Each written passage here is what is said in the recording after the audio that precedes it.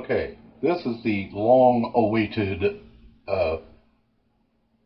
video that I've been wanting to upload for like 6 months. Sorry, there's such a long time in between gaps. Turns out that being retired isn't as laid back and have all the time you want as everybody thinks. So, this is Manhattan clam chowder. Against a lot of people's religion and beliefs, it's not made with milk.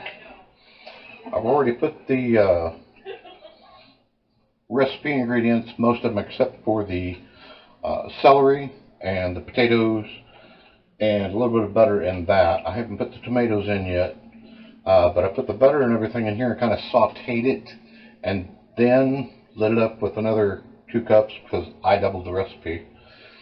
2 cups of water in this. And interesting little story about this too. I believe it until I looked it up online. I'm going to go ahead and dump the clams and stuff in back here. They're minced. Do not drain any of these. Apparently that's where most of the taste comes from. I had to drain this one because I couldn't get the lid off of it and I spilled it all over the counter. So don't look at my mess over here. You don't get to see any of that shit. Drop these things in here. 1934 is where this recipe originated, out of a cookbook that Victoria and Robert somebody wrote. Anyway, they wrote this recipe book up and they made this Manhattan clam chowder. The people of New England lost their mind. Tomatoes? Holy cow, what do you put tomatoes? They went nuts. So, this went up against, even after the book came out, sometime in the mid-30s, they actually wrote legislation that said nobody was to put tomatoes in their clam chowder. You believe that crap? Like mid-1930s, they didn't have anything better to do than tell people how to cook. Now, we're going to do this until this stuff here, until the potatoes get soft. And the reason that butter looks like that is because it's not butter. I screwed up and put Blue Bonnet or some shit in there. But I did double this. I was going to try and make it mine on the counter.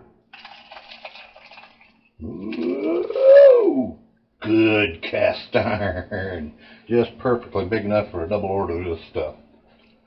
Now the celery and the peppers are all fresh. I did not put onions in this. You can put onions if you want to. I don't particularly like onions.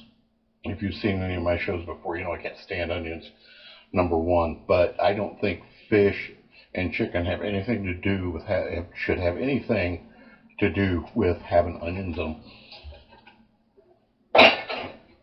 Yeah, I know clams aren't a fish, but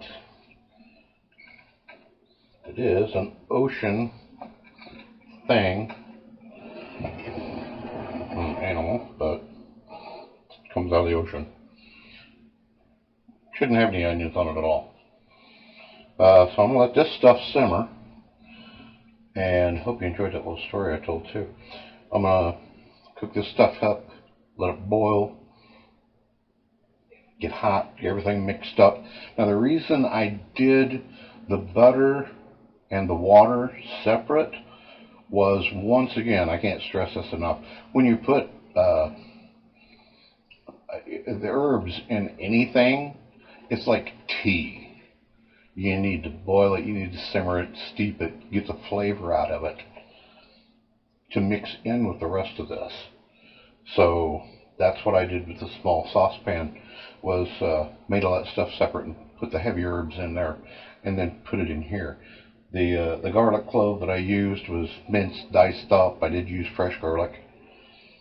I used a little more bell pepper than I should have. I thought, you know, hey, I'll mix this up. I'll make it colorful.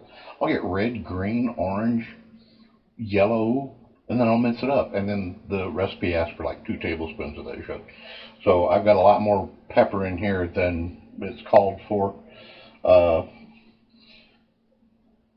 I did try to keep with the rest of the ingredients, with the exception of the peppers.